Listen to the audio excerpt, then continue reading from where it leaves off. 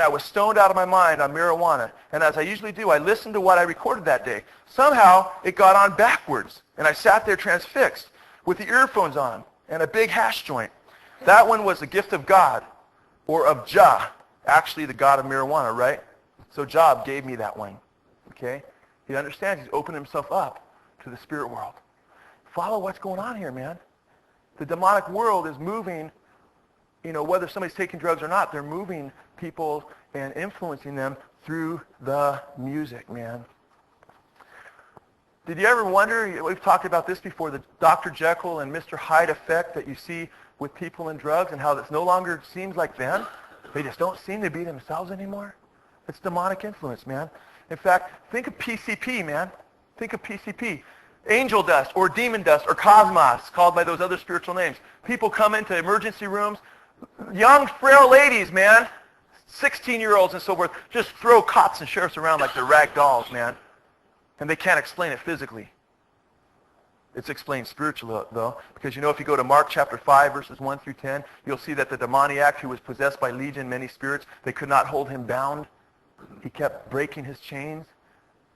He'd run around naked and he'd cut himself. Sounds like the Sex Pistols and some of the rock musicians, Also, if you look at Acts chapter 19, verses 13 through 16, you'll see the 7 sons of Sceva, exorcists who didn't know the Lord Jesus but tried to use his name. Those 7 men, according to Acts 19, were beaten up, their clothes teared off, and were bloodied and went away running, 7 of them, from one demon-possessed man. Extra superhuman strength, man, through demons taking control of bodies. You see that in the Bible, and you see it today in our world. Now, follow this very carefully, because I shared a lot of new things with you since I'm updating this, but this is something that I just came across, man. And I'm quoting now from a book written by Albert Hoffman. Who's Albert Hoffman? The research chemist who discovered LSD. And he finally came out with a book, after years and years. And he pointed out, because he said there were, let me read from the translator's preface first, just a little bit. The father of LSD details the history of his problem child and his long, fruitful career as a research chemist. In a real sense, this book is the inside story of the birth of the psychedelic age. Now, check this out. Listen. He talks about, in the translator's preface, how he wants to introduce men like Rudolf Gelbke and others that are popular in Europe in the drug movement and not so popular out here. And then listen to this. Albert Hoffman now. I'm quoting now. All these quotes will now be, for the most part, Robert Hoffman. I'll tell you when they're not. This is very enlightening. Okay? Listen to this.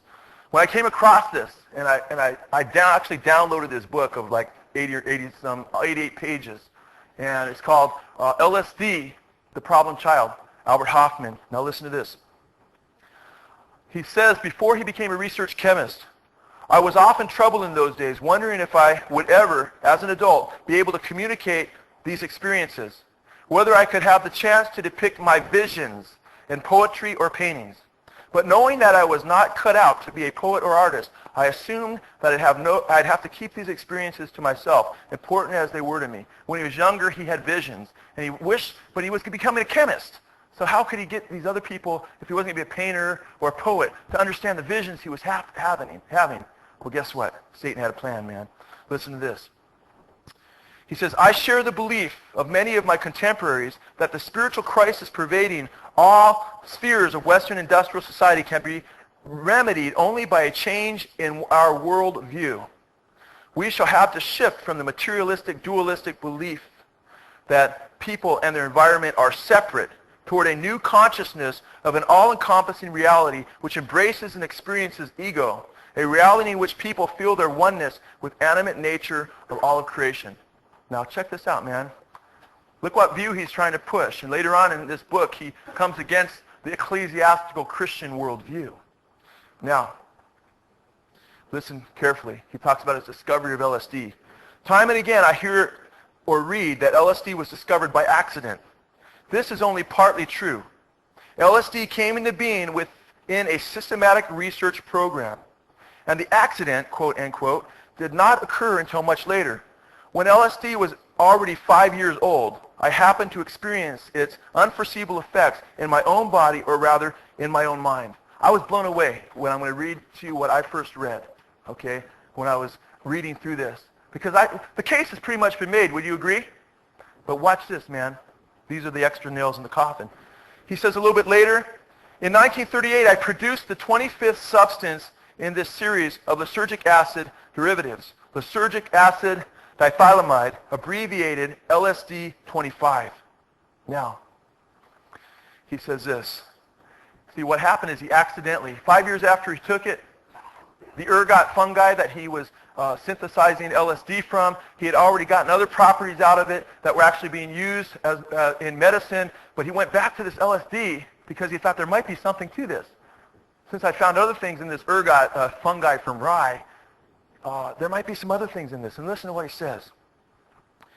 In the final step of synthesis, during the purification and crystallization of lysergic acid diethylamide in the form of tartrate, I was interrupted in my work by unusual sensations. See, this was 5 years later, he breaks it out. All of a sudden, he starts having unusual sensations. He says he didn't digest it with his mouth. He thinks what happens is he must have absorbed it with his fingers. Okay? And all of a sudden, he starts going on an acid trip, the first acid trip that we know of in history. The following description of this incident comes from the report that I sent at the time to Professor Stoll. That's the professor running the pharmaceutical company that he worked for at the time. Last Friday, now he explains the experience in the letter that he writes this man of his first acid experience. Last Friday, April 16, 1943, I was forced to interrupt my work in the laboratory in the middle of the afternoon and proceed home. Being affected by a remarkable restlessness combined with a slight dizziness, at home I lay and sank into a not unpleasant intoxicated-like condition, characterized by an extremely stimulated imagination. In a dreamlike state, with eyes closed, I found the daylight to be unpleasantly glaring. I perceived an uninterrupted stream of fantastic pictures, extraordinary shapes, with intense kaleidoscopic play of colors. After some 2 hours, this condition faded away. So he's like, whoa, how did this happen? Then he starts to realize that he had to have absorbed, or probably had absorbed, some of this LSD. Now, this is what gets heavy. That was an accident. And you know what? It still affected him. But he didn't go through accidentally what he goes through purposely. Now he's going to take this LSD and see what it will do if he ups the dosage a little bit. And look what happens. This is his first controlled experiment where he does it on purpose. Listen to what happens here. Now, my point has been this whole time is that the Bible tells us that these drugs, in the last days particularly, will open people up to what? Demons, right? Listen to his first acid experience when he upped the dose, his first controlled experiment. The dizziness and sensation of fainting became so strong at times that I could no longer hold myself erect, and I had to lie down on a sofa. My surroundings had now transformed themselves in more terrifying ways. Everything in the room spun around, and the familiar objects and pieces of furniture assumed grotesque, threatening forms.